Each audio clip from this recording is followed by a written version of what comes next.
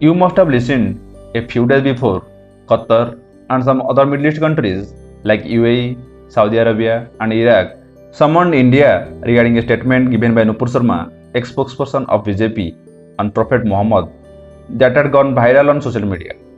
The Bharatiya Janata Party then put out an official statement saying the party respects all religion and is strongly against any ideology which insults or demeans any sect or religion, and also expelled Nupur Sharma from the party for 6 years. After this incident, some so-called intellectuals and some opposition party leaders said Middle East countries are arm-twisting India. Is it so? Are Middle East countries arm-twisting India? Seriously? Let us find out with some facts, as we are not politicians to say anything without facts. India depends on Middle East countries to fulfill its crude oil and natural gas requirements. Almost 60% of India's crude oil requirement is fulfilled by Gulf countries, while rest of the crude oil is imported from South Africa, USA, Russia, and Brazil. You must have known the oil import from Russia increased significantly in the month of April and May of 2022.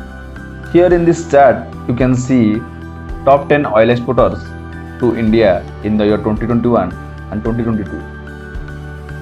And around 40% of India's natural gas requirement is fulfilled by Middle East countries. Let us now see how Middle East countries are depending on India and how much we are supporting them in their development. Qatar. Nearly 6,000 Indian companies are operating in Qatar and helping Qatar in IT, infrastructure, energy, and various other sectors. Out of 27 lakh population in Qatar, 7 lakhs are Indian, who contribute massively for Qatar's economy. Qatar imports 1 lakh metric ton wheat and 1.2 lakh metric ton basmati rice from India, which is nearly 50% of their consumption. Other than that, Qatar also exports 25,000 metric ton vegetables from India. Kuwait. Out of 47 lakh population in Kuwait, 10 lakhs are Indians.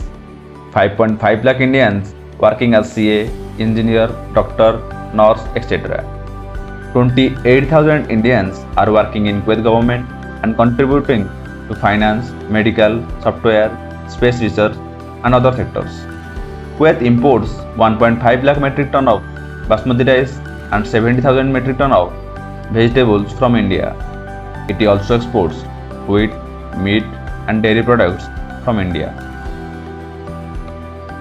Saudi Arabia. 745 Indian companies are operating in Saudi. 22 lakh Indians are working in Saudi in tech, IT, and infrastructure sector.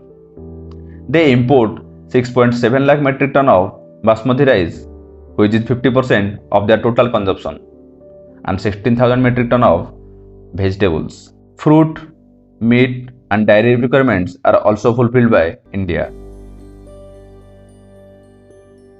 UAE. 34 lakh Indians working in UAE and contributing massively to their economy. $85 billion investment by Indian companies in textile, cement, engineering products, and software sector.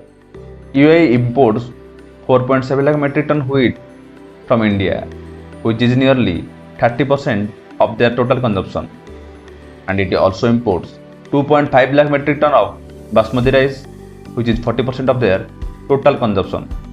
82,000 metric ton of vegetable and 91,000 metric ton of fruits are imported from India. Meat and dairy products extra. And the case is similar for all other Middle East countries. Now tell me, who cannot survive without whom? India can import oil from Russia. 88 million barrels of oil have already imported from Russia, and by the end of this year, 30% of India's oil requirement will be fulfilled by Russia. But how will Middle East countries survive without India? Oil doesn't produce brain, and money doesn't produce skilled laborers. Half of the basmati rice requirement of Gulf countries is fulfilled by India only, without which, how can they cook biryani? I am not trying to demean Middle East countries by these facts, just trying to show intellectuals and politicians of our countries real numbers and facts.